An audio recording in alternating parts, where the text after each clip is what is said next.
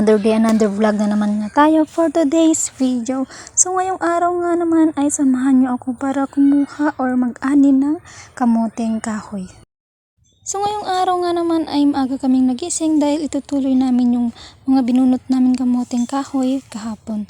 So sa mga hindi nakakaalam, medyo malayo to at hindi namin to kamoteng kahoy. So babayaran nga lang kami ng may-ari nito kung ilang sako or ilang kilo yung aming mabubunot na kamoteng kahoy. So sa mga hindi nga pala nakakaalam, ang dahon ng kamoteng kahoy ay ganito. Para siyang, alam nyo na. So ang punong kahoy nga nito ay ganyan lang. And ang pagbunot po nito ay nakadepende po yan kung gaano katigas or kalambot yung lupa. So ito nga ay medyo matigas kaya medyo mahirap siyang bunutin. Sa mga hindi nga nakakaalam, ang kamoteng kahoy ay inihintay siya ng 1 taon bago siya anihin.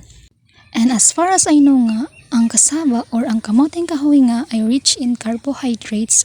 Kaya ang kamoteng kahoy nga ay mabigat sa tiyan, gaya na lamang ng kanin. Kasi after nga nating bunutin ang kamoteng kahoy ay ganito na ating gagawin. Tanggalin lang natin ang kanyang bunga. So dito nga ay kailangan nating paghiwalayin ang good and reject. So ang good nga ay ito yung mga malalaki at magagandang bunga.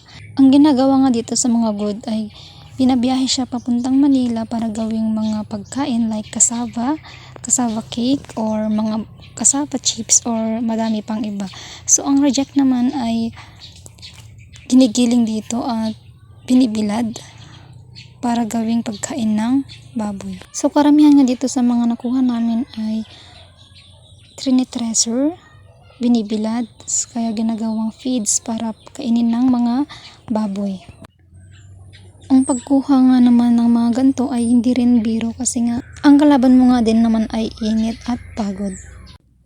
Sanay na nga kami sa hirap kaya naman hindi na bago ang mga gantong trabaho sa amin. Kung minsan nga ay nakikiani kami, nakikitanim ng mga mais at kamoteng kahoy para may allowance kami papuntang school. So ganito na nga ang itsura ng kamoteng kahoy. So ready na nga to isako at ikilo. So ganito nga lang ang pagsako nito, kailangan siksik.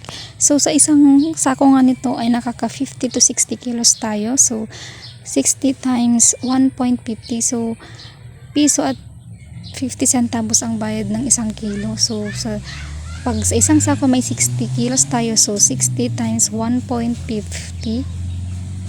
So yun yung ating bayad ng isang sako. So minsan nakaka 20 sako kami sa isa or 2 araw. So depende yan, 60 times 20 na sako times 1.50. So yun yung kabuuang bayad or sahod namin. After nga natin tong isako ay pwede na siyang i-kilo, then pwede na siyang i-deliver sa Manila at kukunin na to ng buyer. Then yung iba naman, yung mga reject is iti-treasure siya then or igigiling, then ibibilad siya ng ilang araw din hanggang matuyo, then ibebenta para gawing feeds ng baboy or ipakain sa baboy. At ganito na nga ang itsura niya pag naisako na natin. Ngayong kalahating nga araw nga lang ay nakasampung sako na kami.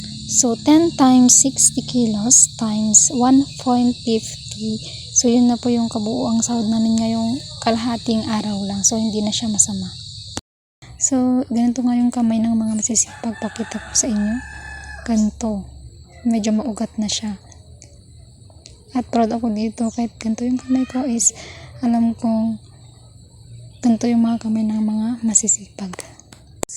So nagpahinga lang kami ng saglit at ito na nga, pauwi na kami and hanggang dito na lang ating vlog. Thank you po sa panonood and please follow me. Thank you.